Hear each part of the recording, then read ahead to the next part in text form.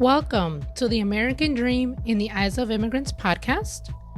I am your host, Heidy De La Cruz, and I am on the mission to change the narrative of immigration, one immigrant story at a time.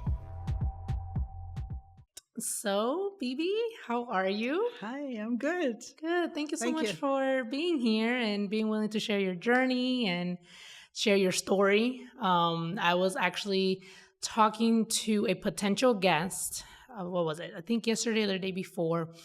I had asked her to be, she's actually child of immigrants. So her parents came as refugees from Cuba. And so she was like, oh my gosh, I'm so sorry. You sent me the questions and I, busy and hasn't been able. And she was like, but I've been really thinking, because she's a therapist. She was like, I've been really thinking about you talking to immigrants and their stories and things like that. And sometimes they have a lot of trauma involved and everything. And I was like, yeah, I mean, that's why, one, I send questions beforehand. And two, I just want to make sure that, the guests are comfortable sharing their immigration story, because I've had a lot of guests tell me, they've shared their stories before, but the immigration aspect of it, they haven't been asked or they haven't shared that part of it. So thank you for being here and being willing to share. Thank you for having me. Yes. So if you can introduce yourself to the audience, who you are, what you do, and then we can get started on childhood growing up in Germany. I'm Bibi LeBlanc. Bibi is a nickname my sister gave me many years ago, and it kind of stuck here because it's easier than to pronounce my German name, which is Bärbel. And it's like barbell, but with the umlaut, with the two dots on the A. So, and I grew up in Germany. I moved here in 1990, and I have a business, a boutique marketing company called Culture to Color, and we create explainer coloring books for businesses as marketing tools, businesses, destinations, organizations. Awesome. So, that's cool. We'll get into your I've done a lot of different things in my life, but this is what I'm doing right now. So, okay. Yeah. And so growing up, how was it in Germany? Well, I was born in the American sector of West Berlin. And when I tell people that, they're like, their eyes get big and they're like, what does that even mean? So I grew up in West Berlin during the Cold War. Oh. So yes, my city was enclosed by a wall, and it was like after World War II, the winning Allied forces had divided Germany into 4 zones of occupation. There was the American zone, the French zone, the British zone, and the Soviet zone. And Berlin was the capital, but it was like 110 miles inside the Soviet zone. But it was a capital, so that got also divided. And then when their political ideology started, going different directions, the Western Allied wanted to install democracy, but the Soviets wanted communism. Then eventually the city got split up, and the country got split up. So I grew up in the American sector of West Berlin. So we had all the freedoms that came with that. But growing up, I very acutely felt that wall surrounding the city. Like, we couldn't just drive out to the countryside because the wall was there, and it was guarded by sharpshooters and watchtowers, with guns. And there was a land strip behind the wall that had landmines in it, and it was patrolled by guard dogs. And so we couldn't just leave. Yeah. It wasn't as simple as, driving outside of the city into the countryside. And then also we had family in East Berlin. Now, we were able to go visit them every once in a while. It was a big to-do, a big process. We had to apply for a permit to go over there for the day and to go through one of the checkpoints. And going through those checkpoints was always scary because they would, if we came through with a car, they would take the car apart, basically. They had everybody get out. They'd lift up the back seat to see if we were smuggling anything underneath. Wow. Or they had this big, long, flexible rod they stuck in the gas tank to see if we were smuggling currency, And that this little mirror that they would put under the car to see if we were smuggling anything. And my dad, knowing my dad, he would always bring something over he wasn't supposed to. So that made it even more scary. Yeah. Oh my goodness. So that wasn't fun because you were only supposed to, like, you could bring groceries, like coffee or whipping cream or maybe jeans, but no printed materials, definitely not any currency because we had two different currencies. Okay. And one was much stronger and worth a lot more than the Soviet one. And or the East German one. So the East was occupied by the Soviet Union. Yeah. So when you guys were going over. Yeah. Okay. And we've always felt like we were under the watchful eye of the Stasi, the state security, Ministry of State Security. And we knew that the apartment my aunt and uncle lived in and my cousins was bugged by the Stasi. And so we could never freely talk in the apartment. Like when my parents wanted to talk, we would go for a walk down by the river, where we knew we wouldn't be overheard or the grown-ups wouldn't be overheard, and for us as kids, it was fun playing with the cousins, but there was always that, and because the Stasi was like, they had very strict rules, like a simple joke about the government or listening to American music, was reason enough to get arrested, for them to arrest you and incarcerate you, interrogate you, torture you if they wanted to, until you signed some sort of agreement confessing to whatever they thought you did. And then they turned you into spying on your friends and family or co-workers, and so that was, it was interesting times. I didn't like it back then growing up like that, I was glad I was in West Berlin, not East Berlin, but I didn't enjoy it. And my goal in life was, as soon as I could, leave Berlin and move to West Germany. And so. Oh, wow. That's a lot. That's a lot. Yeah. So, I mean, from what I learned growing up, we've heard Germany, for some reason, well, not for some reason, but we associate it with the Holocaust, right? We know about the Holocaust and everything. And I've always heard about that great, the wall coming down. But it was never really explained, like how you're doing now, like what the significance of that was. What it was like. Yeah, what it was like. So thank you again for educating me and the audience and sharing that. So I know some people don't like to age themselves or say anything, but do you remember like when the wall was down? Were you there or? Yeah. So I was born in 1963. And so the wall had been built 2 years before then. They started building it in 1961 because so many people were leaving from the Soviet sector. And so I grew up with it. It was always there. It was part of my reality. I didn't know a different world. And I never really questioned it. It was just the way the world was, So I was not expecting it to ever see it come down in my lifetime, It was just what the world was like. So fast forward to 1989. I lived in Frankfurt at the time. So I left Berlin as soon as I finished high school. I had met a guy in West Germany and we started dating and I moved. But that's a different story. But anyway, I left Berlin and was happy to do so. And so in 1989, I was a flight attendant for Lufthansa. And I came back from a flight, I think to Africa, and my mom called me. And I was living with some roommates in Frankfurt. And my mom called me and she says, the wall just came down. And I'm like, what are you talking about? It was so not in the realm of possibilities, And she's like, the wall just came down, the checkpoint. Like, it chokes me up. I am getting chills. The checkpoints are open and we're like, oh my gosh, we rented a car and started driving towards Berlin with my roommates. And on the Autobahn, we could see the East German cars. They had different cars. We could see them coming the opposite direction. And it was so unreal because we had never seen them in West Germany on the Autobahn. And so we got to the first checkpoint. Remember, you had to drive through East Germany to get to Berlin. So you get to the first checkpoint, drive a little bit, and then get to Berlin, go through a second checkpoint to be let into the West. We got to the first checkpoint on a dark, cold November night, and which on any normal day would have been deserted at that point. But there were cars parked left and right on the Autobahn. Like, you can't park there. Like on the freeway, you can't park, right? Yeah. And there were cars parked there and West Germans welcoming the East Germans through that checkpoint with thermos cans of hot tea and cocoa and whatnot. And there was like hugging and crying and dancing. And, it was incredible. People were partying as the cars were coming through. And wow. It had taken some of the people, like from Berlin to that checkpoint, it's about a 2-hour drive. But it had taken these people like 16 hours because so many of them, people right? were there. And they were loaded to, like, they had as many people as they could fit into these little cars, these little cars, and it was like this big party, and it was just incredible.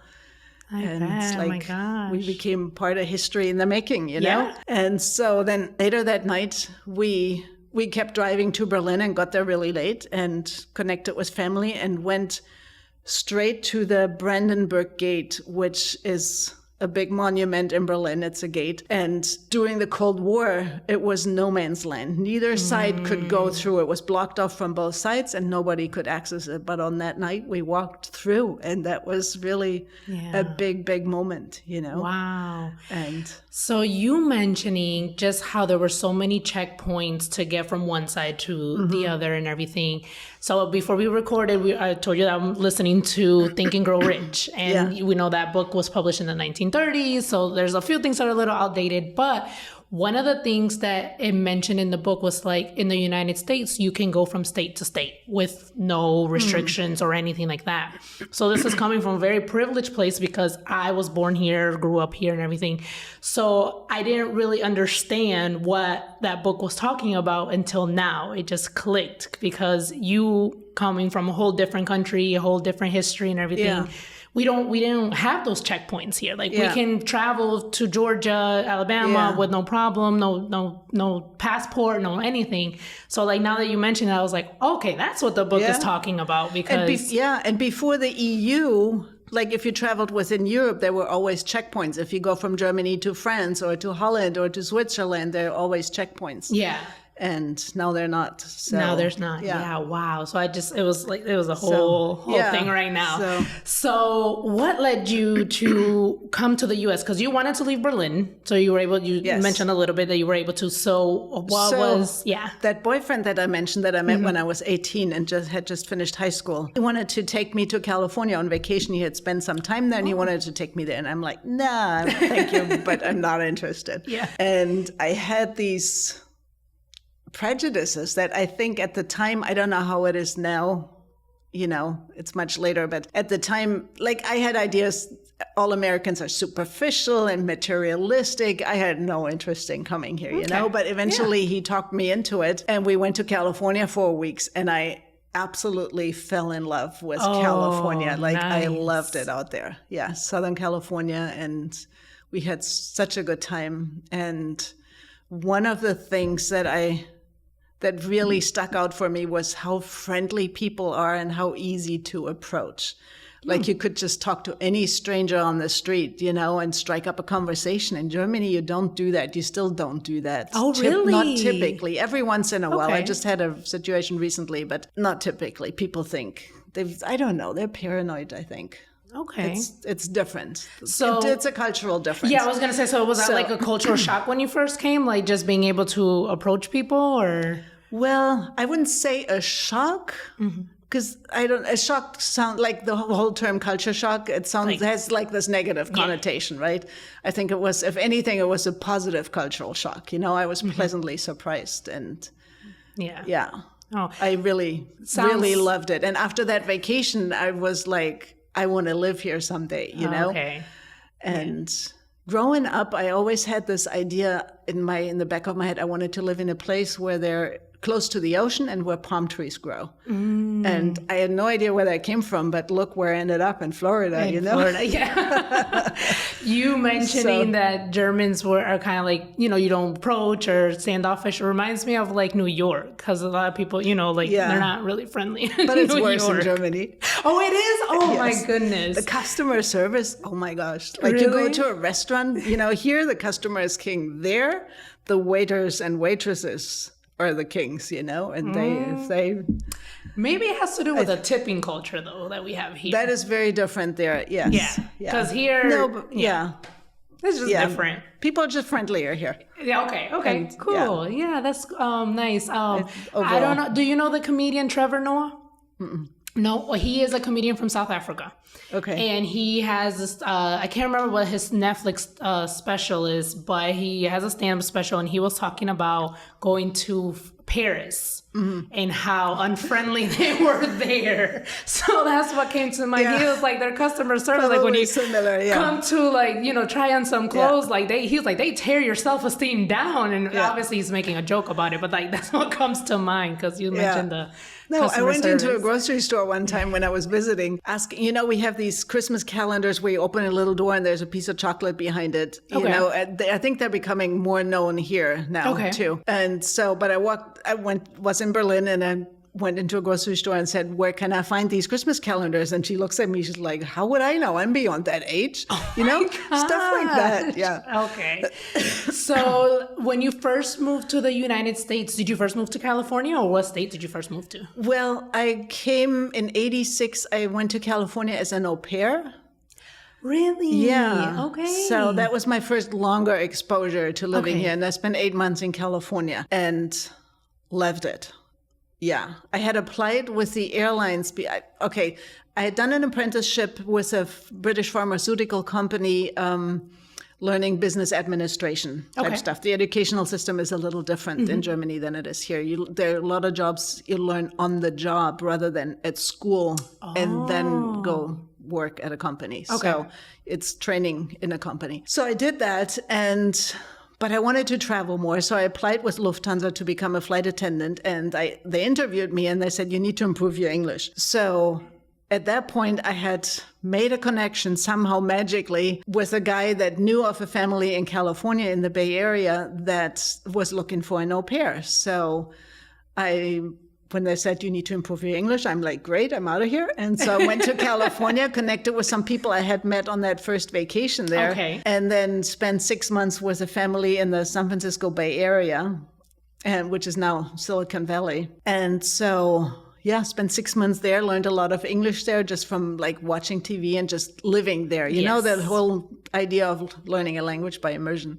Yeah. So, and that was a great time. Did my first personal growth type seminar that somebody introduced me to, and that was really had an impact. Like the whole, what I got from that for myself was like, my life isn't just destiny. Like I can shape my life. I can pick my path, you know, and that was really an instrumental piece of information that nobody has ever told me before, you know. And I also made my first skydive during that time. And that would later lead to a whole lot of other things. So that was my first time living in the U.S. for a longer time. Au pair. So you were 8 months, you said? Yeah. Okay. So and then I went back to Germany and applied for the airlines and got hired. And then I flew with them for 4 years. And making my first skydive was great, but I wanted to do more. So when I had my first vacation, I went back to California and learned how to skydive on my own, you know? Oh my goodness. And then I became the skydiving flight attendant. I took my parachute everywhere and jumped all over the world. It was, it was really cool. Where was your favorite place to do that? The one jump that sticks out was in Hawaii, and we talked about Hawaii a little earlier. And it was my 50th jump, and I showed up at this drop zone. They had some event going on there for a few days, and I showed up there, and this guy comes up to me and says, you know, you're new here, you know, you're new skydiver, you want to go up and just do one big 10-way star, like 10 people in a circle. And we went up to altitude and jumped out and just... You know, for me, it was like, here was this little girl from West Berlin, you know, that so longed to travel and see the world. Yeah. You know, flying, free falling at 120 miles over Hawaii, seeing the beautiful coastline. Wow. And 10 new friends, you know, in free fall. And that was probably one of my favorite memories that really kind of stuck with me. And then later that guy, we were back on the ground. He turns out he was a world champion skydiver. And he says, if you're serious about skydiving, you need to come to DeLand in Florida. Yes. Yeah. Because it's considered the skydiving capital of the world. I had no idea. Yeah. Wow. There are teams from all over the world coming to train here in the winter. Wow. And so it was a big deal. A lot today. Oh, good. I had no idea. That's so cool. So how long did you do the skydiving?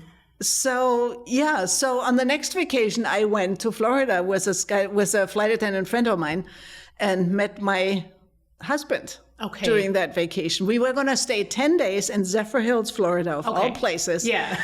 They had an event going there, some course or something, and we wanted to do that. And they were jumping out of DC-3s and doing formations, and we were going to stay 10 days, and then we had tickets to go to the Galapagos Islands. Well, we never made it. We stayed 4 weeks in Zephyr Hills. I made 80 jumps in that time. And 2 days before I left, I met my husband. And, then we started long distance dating, and for about a little over a year, and he proposed to me in Brazil. Oh, wow. Yes, in Rio. And so, and then... Is he American? Yeah. He's American. Oh. He's American, and so that was in 88 that I met him, and then early 1990, we got married, and I quit flying. I flew for about 4 years. 4 years, with the airlines, and then moved over here. Hi, Heidi here. Thank you so much for listening and supporting my podcast, but most importantly, the mission. If you would like to further support this podcast, there are a few ways you can do that. You can sign up for the newsletter. You'll receive the episodes straight to your inbox every time they drop. The link is in the show notes and the show description. You can subscribe to the podcast YouTube channel. And lastly, you can donate money. That link is also in the show notes and show description.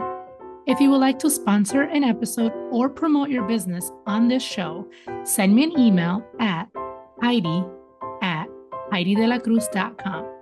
Thank you and enjoy the rest of the episode. You guys settled here in Florida? Yes. He was living in Miami at the time, and we lived there for a year. So he runs a place that builds parachutes, actually. And so I started working with him after I got all my paperwork and stuff, immigration paperwork sorted out. And okay. So I started working in the business, and we traveled a lot together to different skydiving events and stuff.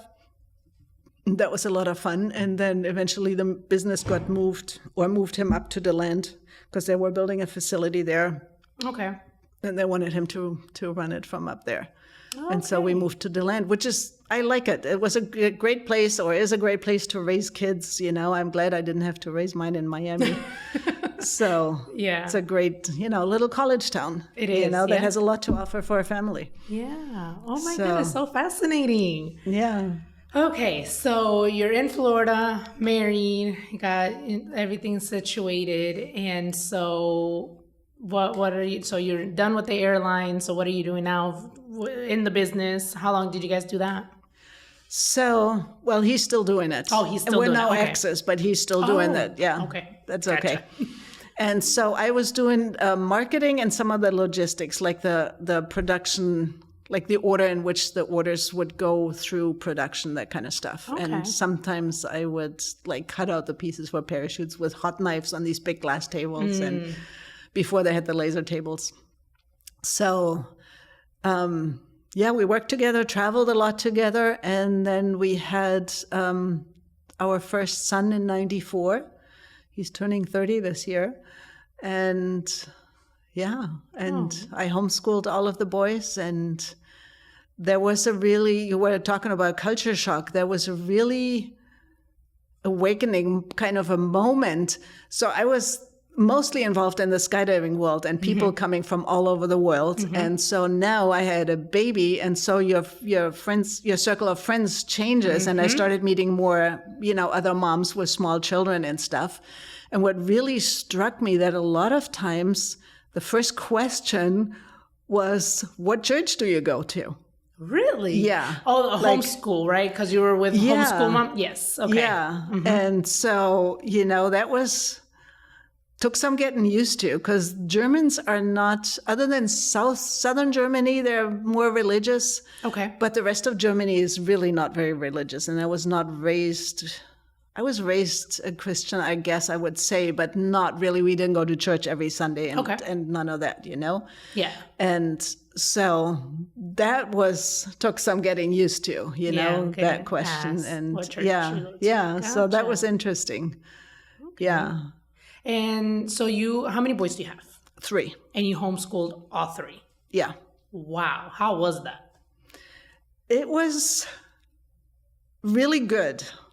Okay. I think it wasn't like there's many different ways to homeschool, you know, and there's the strict, like doing school at home from 8 to 9, we do math, from 9 to 10, we do English, that kind of a thing. And you use a strict curriculum. And then there's the complete opposite direction that a lot of people call unschooling, I guess, where you just live life and follow what they're interested in and cater to that. And so we were more on that side of the spectrum a lot of times. I tried the whole curriculum thing, and it was very difficult with the boys. They didn't like it, and they were always fighting me. And so we just, lived life and did a lot of like activities and field trips, and we traveled a lot with them. Like I took them to Germany pretty much every year, and we visited California every year, once or twice, to see family. My ex-husband's family is from Southern California.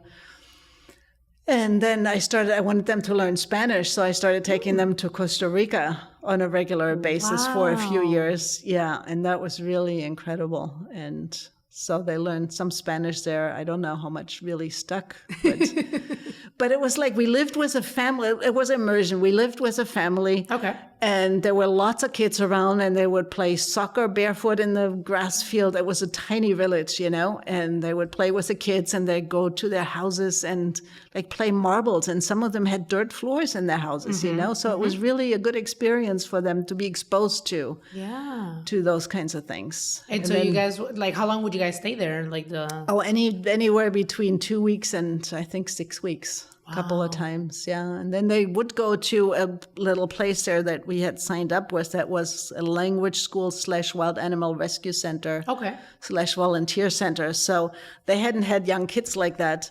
My youngest one, I think, was 4 at the time. So they kind of tailored the program to them, because you can't expect kids to sit in the classroom from 8 to 12 learning a language, right?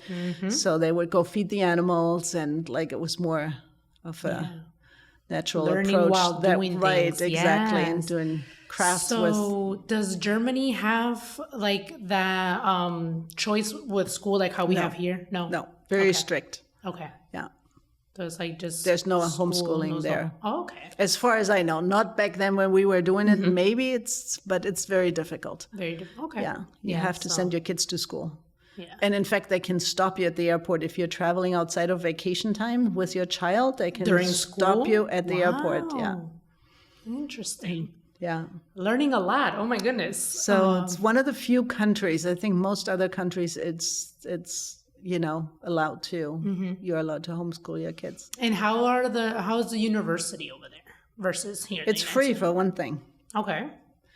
And so that's a really good thing. And so we have 3 different types of high schools. Okay. So one you can, and I'm not sure I'm up to date on this stuff. Okay. So, but when I've left there, it was you could finish after 9th grade or 10th grade. Okay. Then the middle one you could finish after 10th grade, and the other ones after 13th. You go to school for 13 years, and then you can go to university. Okay. The other 2 you become an apprentice, I guess is the closest that would come to that. And you work with a company and go get the training. Learn the job, the work on the job, the job at work. Yeah. And so then you work maybe for a few weeks, and then you go to school for a few weeks, and, or sometimes you go to school once a week and work the other days, stuff like that. And you get paid not a lot, but a little bit of money. And so I finished high school after 13 years, and I could have studied, but a lot of degrees had an NC, a numerus clausus, where you had to have a very high grade average to get in there, or you'd have to wait for a few years. And I had no idea what I wanted to do or study at that time. And so I went into the apprenticeship program anyway. Yeah. And sometimes I feel like I missed out on the whole college life, experience. Yeah. So. Yeah. Well, I mean, you have a very interesting life. So I don't think you missed, even without college, right? I don't think you missed anything in college. But how do you feel that like homeschooling your sons and just like the path that you guys took? Because it's not like, I mean, you went to Costa Rica and traveled and everything. Like, how do you feel like that really shaped them into who they are today? I'm sure it shaped them. They're all doing okay. They, you know, they're both, my two oldest one both have their pilot's licenses, and that's one of the harder tests you can take. You know, I was just talking to my son about that today because he's working on his next license. And so... You guys have a thing for airplanes. My ex-husband does, actually. He was always into flying and, you know, with a skydiving background and all of that. He designed a lot of parachutes and... Yeah. That's He's so always been cool. into flying since he was little. Like he was building model airplanes, and he did that a lot with the kids and took them to competitions. And So I love asking the guests about their first time going back home, if they had the opportunity to go back home. But you mentioned like it was right after you finished the au pair, the 8 months, you were able to go back to Germany, correct? Yeah, I went back and worked for the airlines for 4 years. So how was that going back? Was there anything different, or was it just like, you know, because it had only been 8 months? So well, it was different in that like now I really wanted to live in the States.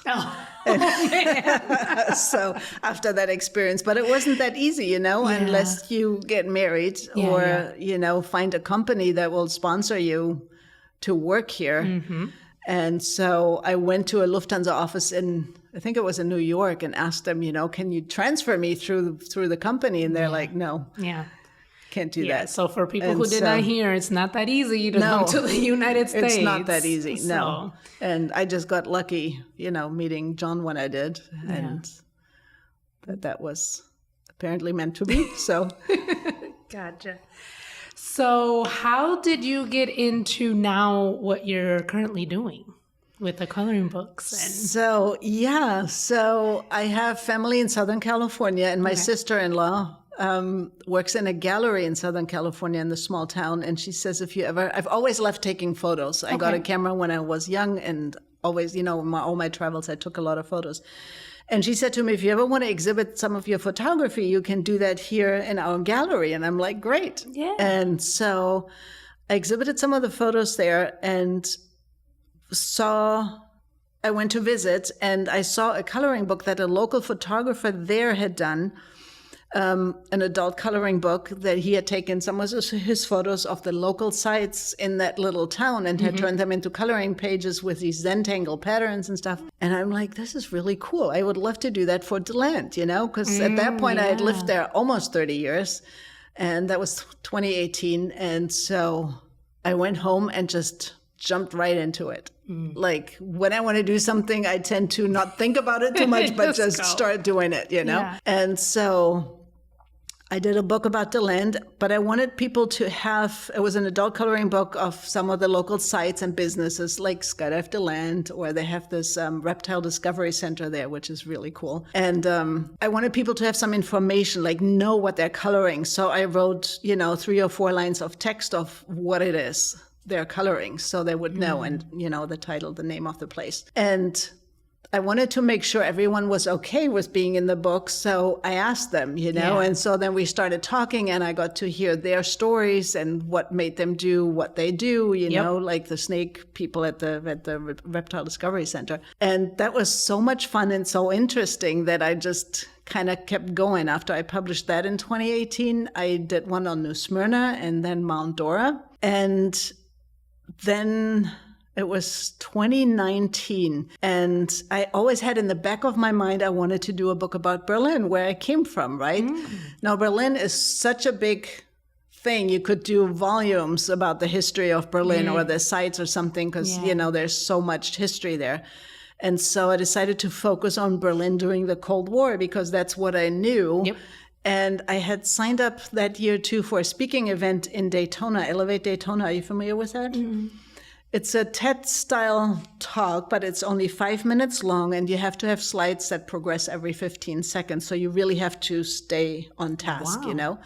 And so I had signed up for that because I wanted to get over my fear of public speaking, you know? And I'm like, 5 minutes, I almost cursed. I can do that.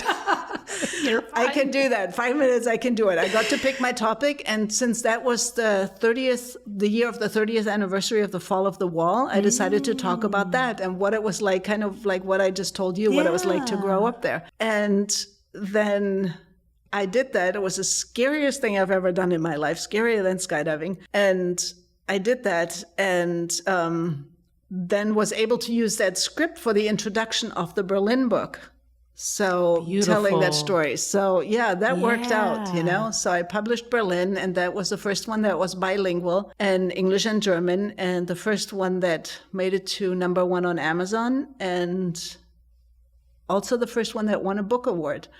Oh, nice. And yes. And so then I did a book about Tuscany with a friend who was, she teaches people how to do sponsored travel.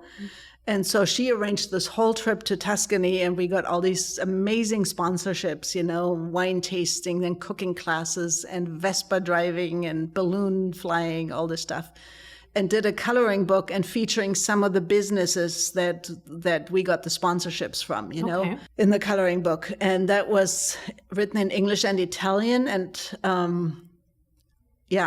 so that was that. And then COVID came. And at this point, I had realized that making books and selling them and making money at it is very difficult, because you sell a book on Amazon, you sell it for $15, you get maybe $1 or $2 at the most. So unless you sell millions, very difficult way to make money. Yeah. So then COVID came, and I wanted to do something. Like, I had a friend who told me how difficult it was for the people in the retirement homes and in the nursing homes and stuff, you know? And I'm like, is there anything I can do? Can I come volunteer? Of course, you couldn't back then, right? Yeah. And she says they're so living in fear because they are so isolated. The TV's running all day, blaring horrible everything is. And so I had the idea of creating little packages with coloring pages, and, you know, a little message and a pack of pencils or markers, and donating them to some local retirement homes, nursing homes, hospitals and stuff. And that was really nice, I think. They liked it. And one nurse asked me, do you have anything specifically for kids? I'm like, I don't, but I can come up with something. Yeah. And so I had a designer draw me up a couple of 5 animal pages, Florida animals. And they were so cute that I'm like, oh my gosh, I have to do more with this designer. And that then turned into a book called Endangered Animals of North America. And it's written in English and Spanish. And I started with Florida, but then I said, well, maybe I'll make it Animals of the US. And then it turned into North America, because then you have a wider audience, you know? And so I had people and some friends and local businesses sponsor the animals. So the cost of producing the book was covered.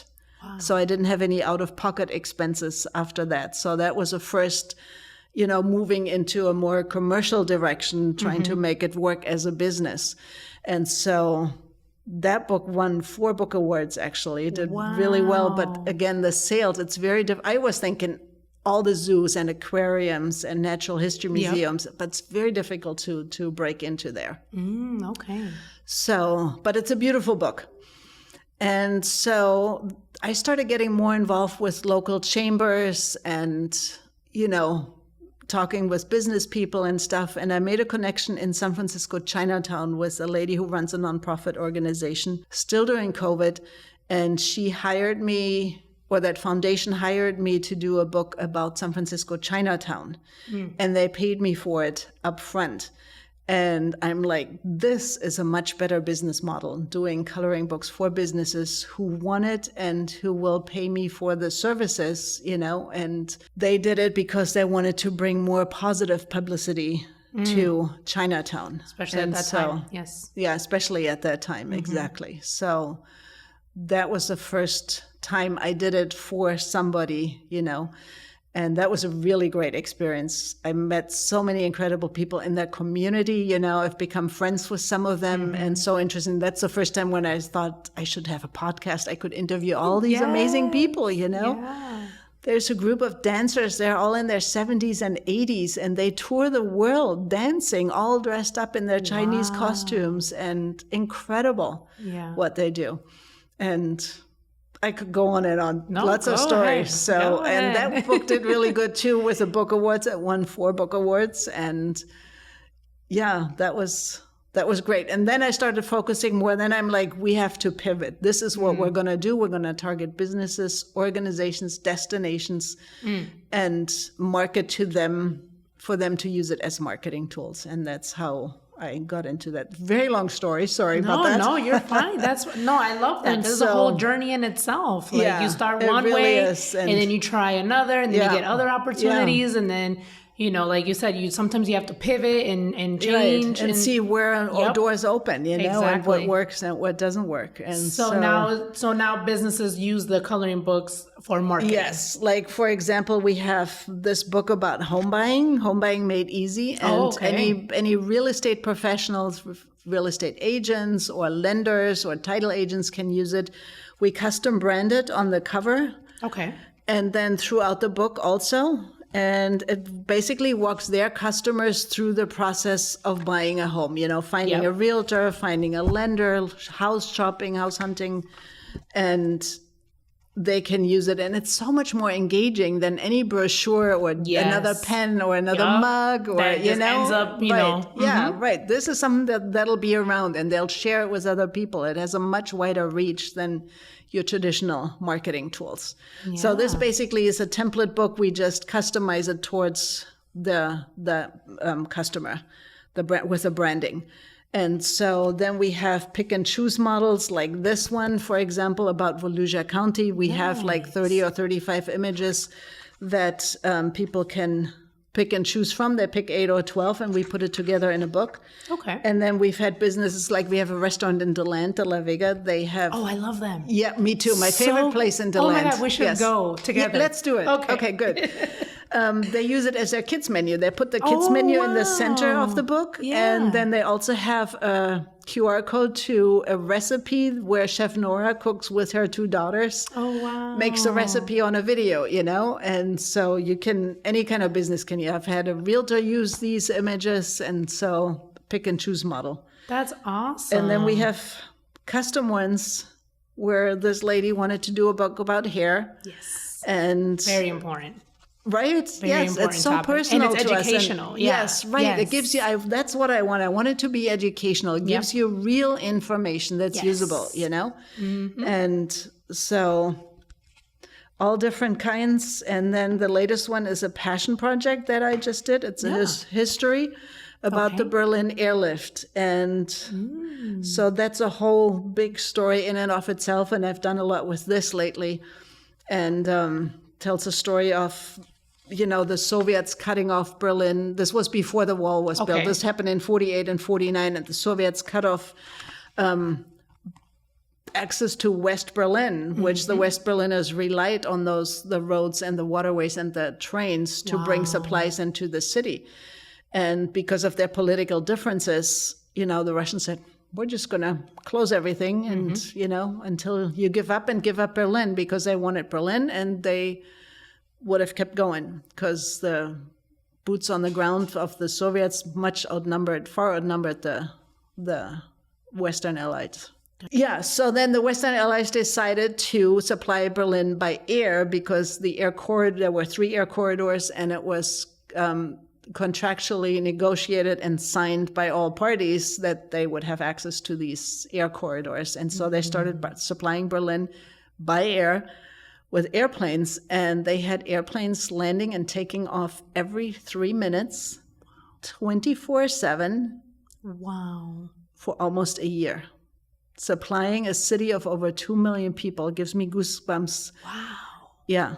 And the effort of that, and it's just such an incredible story. Yeah. And yeah. So much history. So much history, yes. Wow. And now in studying this past year and, doing the research for the book, I realized that growing up with a wall was the lesser of 2 evils. Because if the Western Allies hadn't fought for Berlin, the Russians would have taken over and they would have grown up under the Soviets. Yeah. And they wouldn't have stopped with Berlin. It would have been West Germany and probably Western Europe. So that was a really, really pivotal chapter in history. Wow. So, yes. So I've been doing presentations about that in different places, and I want to do more public speaking and Yeah. with that, because I think we can learn so much from that. We're so divided on so many topics these days, you know, and this story shows what we can accomplish if we communicate and collaborate together on common goals, you know? Yes, I love that. And one of the reasons why I started this is because so many incredible stories like yours, like you just have had such an incredible life. And I'm learning so much. I've learned so much from different people. And it's just amazing to what you can learn, what people have gone through. Yeah. You know, like you grew up, like that wall was everything. Like there was no you knowing without the wall. So like when your mom told you the wall, you're kind of like, what? Yeah. You know, like I completely understand that, because it was like, you know, your brain had to process a little bit. It was like, wait, what? Yeah. And just connecting everything. And with this podcast, I learned what an au pair was. Like I had no idea what that was until I interviewed my first guest, who actually came to the United States through the au pair. So when you said that, I was like, oh my gosh, you also. So I love this. I love learning. I love listening to other people's stories, and we can learn so much from other people's stories. And everybody has a story. Yes. If you're just willing to ask some question and listen, you know? And, exactly. Yeah. So thank you. And that's what I love about doing the coloring books, because I learn so much from people and why they do what they do, and, you know. Did it ever cross your mind to like do a publishing company or no? Yes, but I don't know that I really want to go into that. You know, it's better to just focus on something. And this is a real niche market, which is a great opportunity, but also a challenge, because nobody's heard of this. I know. When we first met and you first told me that, I was like, coloring books, what? Yeah, and people, until you show them, you know, then like the light bulb goes on. But until you show them, it's like, they like, what? Yeah. So if someone is interested in a coloring book, how can they connect with you?